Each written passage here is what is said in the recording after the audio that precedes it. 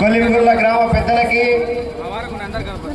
ఈ జాతాకి నిన్నటి నుండి నాయకత్వం వహించినటువంటి పనగానపల్లె మండల పార్టీ కార్యదర్శి కామెడి శివయ్య గారికి, ఈ జాతాలో పాల్గొన్నటువంటి రైతు సంఘం అధ్యక్షులు సుబ్బారెడ్డి గారు, అదేవిధంగా సీనియర్ నాయకులు సంజీవులు గారు, సిపిఐ జిల్లా కార్యవర్గ సభ్యులు భార్గవ్, అవుకు మండల పార్టీ కార్యదర్శి నాగార్జున గారు, కొలిమిగుళ్ళ మండల కార్యదర్శి సూర్యనారాయణ, సంజాముల మండల కార్యదర్శి అబ్రామ్ ఈ 2 రోజుల పాటు దాదాపుగా నిన్న యాగంటిపల్లె నుంచి ప్రారంభమై 40 గ్రామాలు తిరిగాం.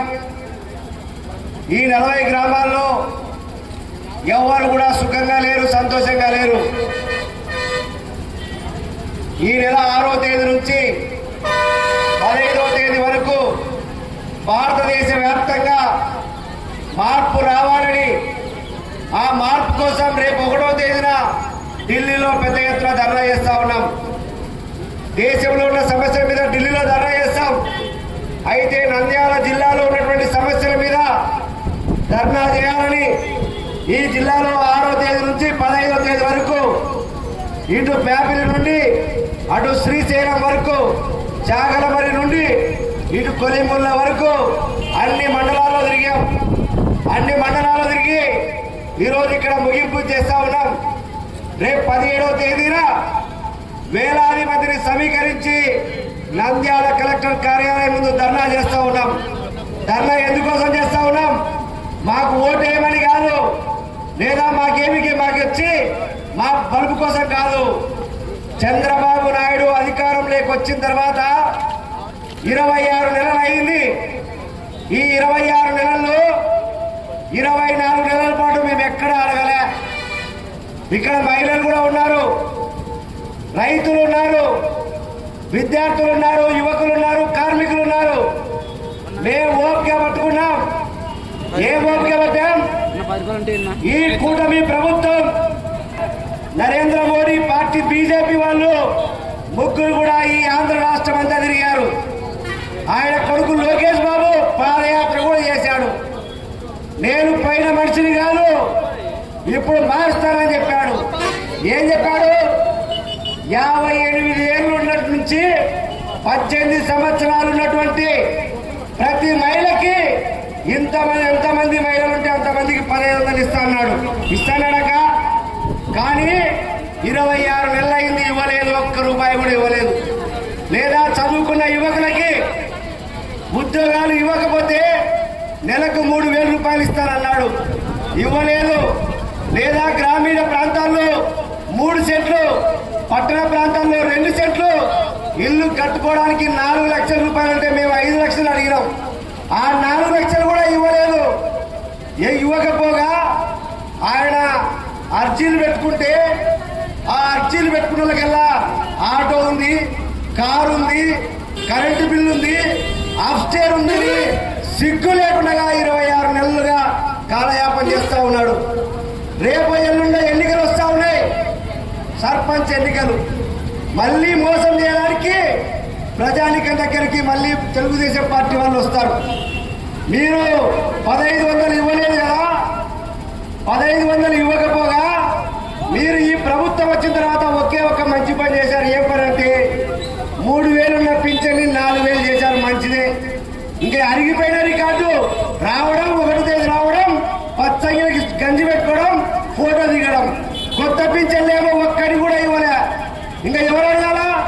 కొత్త పింఛన్లు ఇవ్వాలంటే మీ ఉన్న పింఛన్లే తీసేస్తా ఉన్నాడు చంద్రబాబు నాయుడు. ఇంకా వాళ్ళ సమస్యల పరిష్కారం అయ్యేది ఎట్లా?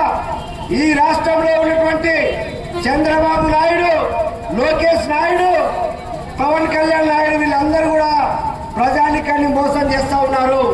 గత ప్రభుత్వం మేమేమో మంచిది కాదు, మేము నికారస్ అని చెప్పి ప్రచారం చేసుకొని 164 సీట్లు సంపాదించారు కదా. ఈ 164 సీట్లలో మీరు ఏం చేశారంటే వాళ్ళు ఏమీ చేయలే. ఏం చేశారు? అమరావతికి నిధులు ఇస్తా ఉన్నారు. లేదా సిగ్గు లేకుండా నరేంద్ర మోడీతో విశాఖపట్నంలో ఒక ఎయిర్పోర్టు, భోగాపురంలో ఒక ఎయిర్పోర్ట్, 40 కిలోమీటర్లకే ఇంటర్నేషనల్ ఎయిర్పోర్టు 5,600 కోట్ల రూపాయలు ఈ 24 నెలల్లోనే ఖర్చు పెట్టారు. మేమేం అడుగుతున్నాం? రాయలసీమ ప్రజానికం, రాయలసీమలో పెండింగ్ లో ప్రాజెక్టులు ఉన్నాయి. ఈ జిల్లాలో ఉన్నటువంటి 2 మంత్రులు సిగ్గు లేకుండా తిరుగుతూ ఉన్నారు. ఒక ఆయనేమో ఎన్ఎండి ఫరూక్, సీనియర్ మంత్రి, ఎన్నిసార్లు మంత్రి పదవి వచ్చిందో ఆయనకే లేదు. ఇంకొక ఆయనేమో బీసీ జనార్దన్ రెడ్డి గారు. వీళ్ళేమో పేదోళ్ళకి 2 సెంట్లు 3 సెంట్లు స్థలం ఇవ్వాలంటే భూమి లేదంట. వాళ్ళ తెలుగుదేశం పార్టీ కార్యాలయానికి 2 ఎకరాల భూమి నంద్యాల నడిబొట్టులో తీసుకుంటారంట. వీళ్ళకి సిగ్గుందా అని అడుగుతా ఉన్నారు ఈరోజు భారత కమ్యూనిస్ట్ పార్టీగా. ఈరోజు అందుకోసమే కలెక్టర్ ఆఫీసు ఊరి బయట చివరన, వాళ్ళ ఆఫీస్ ఏమో బయట. అయ్యా చంద్రబాబు నాయుడు, నువ్వు మీ ఎమ్మెల్యేలకు ఇచ్చింది ఇదేనా? పక్కన నంద్యాల పక్కనే అలగనూరు రిజర్వాయర్ ఉంది. అలగనూరు రిజర్వాయర్ 2017 సంవత్సరంలో ఈయన ముఖ్యమంత్రి ఉన్నప్పుడే కొట్టుకొని పోయింది.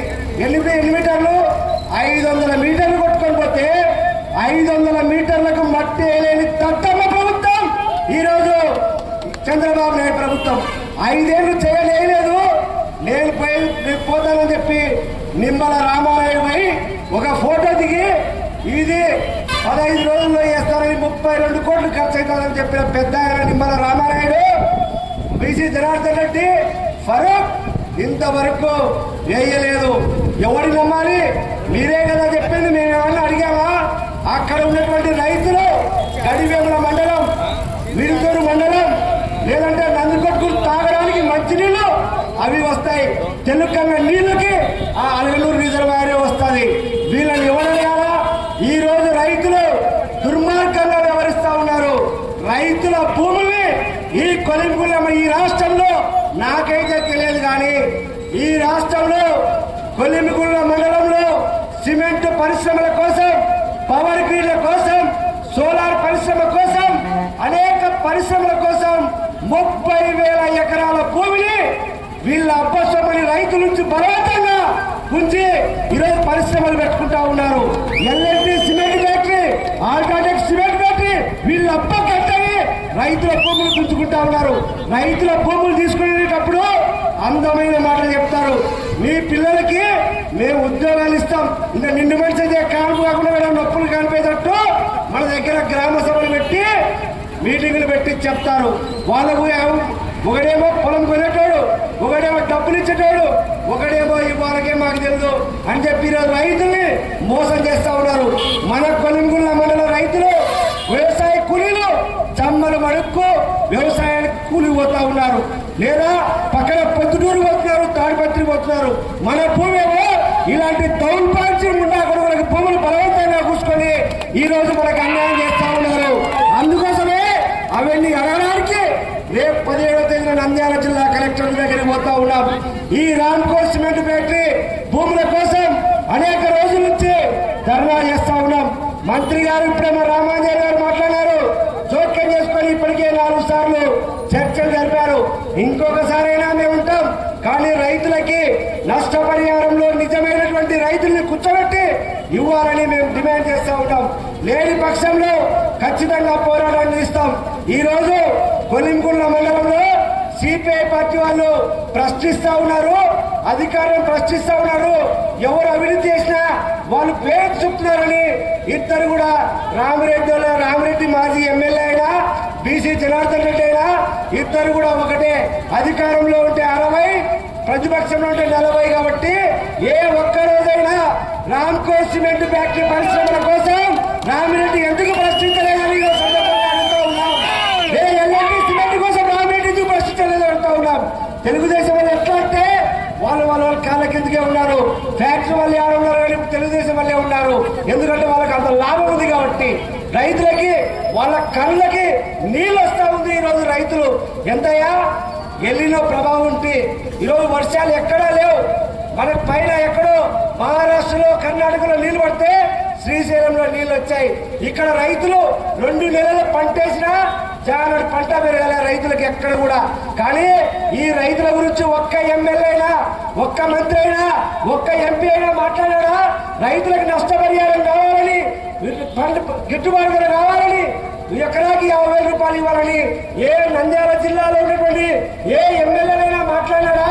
ఇప్పటికైనా కోరుతా ఉన్నాం, ఈ బనగానపల్లె నియోజకవర్గంలో ఉన్న సమస్యల మీద బీసీ జనార్దన్ రెడ్డి గారు గౌరవ మంత్రి గారు రేపు అసెంబ్లీలో మాట్లాడాలి అయ్యా అని అడుగుతా ఉన్నాం. నష్టపరిహారం ఇప్పించండి, మీకు మంచి పేరు వస్తుంది. పక్కన అనంతపురం జిల్లా చూడండి, ఏ పార్టీ అయినా కానీ అనంతపురం జిల్లాలో నష్టమైన రైతులకి నష్టపరిహారం కోసం వాళ్ళు అన్ని పార్టీలు ఏకమవుతారు. ఇక్కడ వాళ్ళ పంపకాలు ఏకమవుతారు తప్ప రైతుల కోసం ఎవరు కూడా ఏకం కారు. అందుకోసమే ఈ రాష్ట్రంలో ఏ ఎమ్మెల్యే కూడా అవినీతికి పాల్పడినాడంటే నంద్యాల జిల్లానే ఏర్పడుతుంది. ఎందుకంటే భూమా అఖిలప్రియ ఆమెకి కేజీ చికెన్ కొట్టినా డబ్బులు పంపాలంట. ఆ డబ్బులు ఎమ్మెల్యే కాదంట, ఎమ్మెల్యే భర్త 20 రూపాయలు తీసుకుపోతున్నాడంట. ఎమ్మెల్యే భర్తని పోవద్దమ్మా అని చెప్పి చంద్రబాబు నాయుడు అడుగుతా ఉన్నాడంట. ఇది వీళ్ళ పరిపాలన.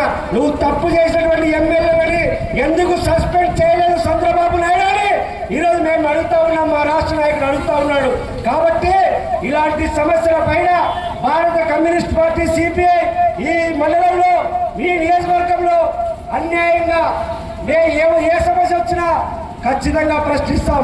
ఈరోజు అవుకు మండలంలో పోయాం, చనుగొండ గ్రామంలో అన్నదమ్ముల మధ్యలో ఆస్తి వివాదాన్ని కూడబెట్టి నరికితే పోయి కంప్లైంట్ ఇస్తే ఆ కంప్లైంట్ కూడా ఇంతవరకు ఎఫ్ఐఆర్ కాలే.